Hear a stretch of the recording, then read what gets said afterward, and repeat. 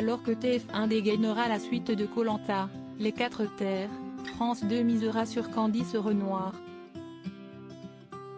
La série policière, portée par Cécile Bois et Raphaël Langlais, dévoilera un inédit de sa saison 8 à partir de 21h05 ce 11 septembre.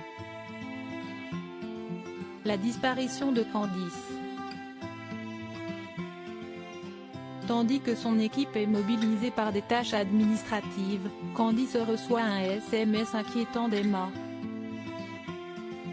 Cette dernière est tombée en panne au milieu de nulle part. L'héroïne se rend sur place et découvre que sa fille a disparu. Candice distingue une ombre derrière elle, avant d'être assommée. La policière se réveille enfermée dans une pièce, se voulant être une réplique de sa chambre. Lapsus se mobilise pour la retrouver.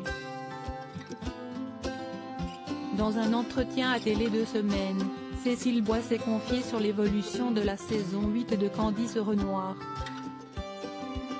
Elle aime Antoine. Elle ne veut pas qu'il soit malheureux et encore moins viré alors qu'il s'offre avec son copain Mathias une escapade dans l'adolescence, a-t-elle expliqué, avant d'évoquer l'arrivée dans la série de son beau-fils. Quentin Mikaël a rejoint Candice Renoir pour camper le rôle de Sacha, le petit ami de la fille de l'héroïne. Je ne l'ai pas imposé à la production. Je tiens à préciser que je ne l'ai pas imposé à la production, j'ai juste demandé qu'il puisse passer des essais. Il avait l'âge du rôle, il débutait dans le métier et il avait besoin d'argent, a expliqué Cécile Bois, tout en soulignant que Quentin Mikaël osait les choses sans avoir peur du ridicule. Il s'est imposé tout seul à travers son travail. Comme je l'ai connu très jeune, j'ai été très émue d'assister à sa première fois, a conclu l'héroïne policière de France 2.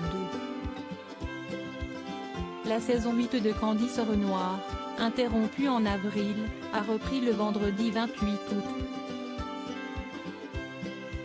Face au lancement de Koh Lanta, Les 4 Terres, France 2 s'est positionné à un haut niveau en réunissant 44 millions de téléspectateurs, soit 22% du public. Une semaine plus tard, le duo Cécile Bois-Raphaël Langlais a confirmé son retour gagnant avec